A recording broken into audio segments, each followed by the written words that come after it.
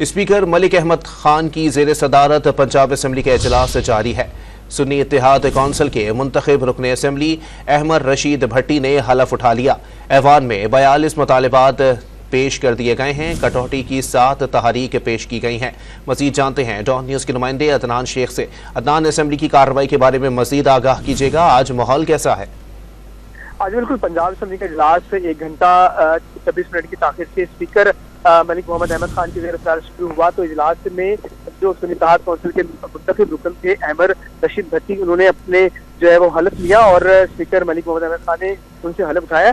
जबकि पंजाब असम्बली के इजलास में सालाना बजट और मुतालबात ज़र पर वोटिंग और बहस का आगाज हो गया है। जबकि ऐवान में 42 कटौती की तहरीक पेश की गई और हर मुतालबात ज़र पर एक ही रुकन को बात करने की इजाजत दी जाएगी। इस वक्त ऐवान के अंदर शोर शराबा हो गया है क्योंकि जो सुन्नी इत्तेहाद कौंसिल के रहनुमा है इम्तियाज शेख, उन्होंने जो है वो जब पुलिस की कारकर्दगी के हवाले से बात कर रहे थे तो उस वक्त जो है वो कुछ खवातीन अपनी सीटों पर खड़ी हो गई और शोर शराबा शुरू हो गया। लिहाजा जो डिप्टी स्पीकर थे उन्होंने जो है वो माहौल को जो है वो कहा कि पूरा अमन रहे और जो इम्तियाज शेख है वो अपनी सीट पर खड़े होकर बात करें पुलिस की कारकर्दगी के हवाले से। ताहम जो है जब उन्हें ताना दिया गया खवातीन को कि वो जो है खैराती सीट पे आई हैं तो इस पर ऐवान में शोर शराबा बच गया और दोनों अतराफ से जो अरकान थे वो अपनी सीटों पर खड़े होकर शोर शराबा इस वक्त जारी है और नारेबाजी की सिलसिला जारी है। जी, बहुत शुक्रिया अदनान शेख अपडेट करने के लिए।